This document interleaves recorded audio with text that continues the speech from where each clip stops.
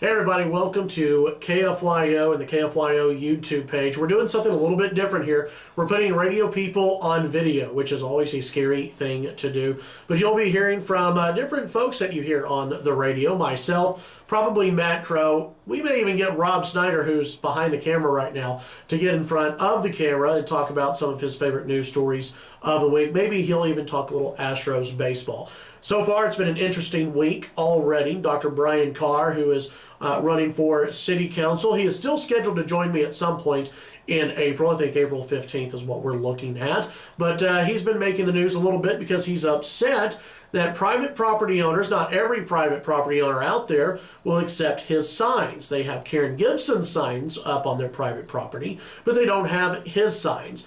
To me, this raises a red flag because it continues to show that Democrats and liberals, progressives, whatever you may want to call them, don't really understand what private property rights means. It's pretty simple. You would think common sense would take over, and private property means it's someone's private property. They can do whatever they want to do with it. Well, in the case of Brian Carr, he thinks it's not fair. Something I talked about today on the Chad Hasty show is that, well, for many Democrats and for many people like Brian Carr, you want to talk a good game when running for office. You want to say all the right things. You want to talk about cutting the debt. You want to talk about cutting spending. But when you actually get elected, well, you sort of go off course and you talk about other things and you try to pass other things. For Brian Carr, you know, all you have to do is Google his name, maybe Google Lubbock online, find his blog, and you'll find out a lot more about Brian Carr than what you may be hearing. Some ways he might be connected to Wendy Davis and even Battleground, Texas.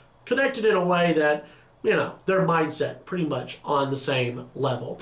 I'm Chad Hasty. I appreciate you tuning in to the first YouTube video for KFYO. We'll be back next time. What will we talk about? Who really knows? But continue to check out KFYO on YouTube.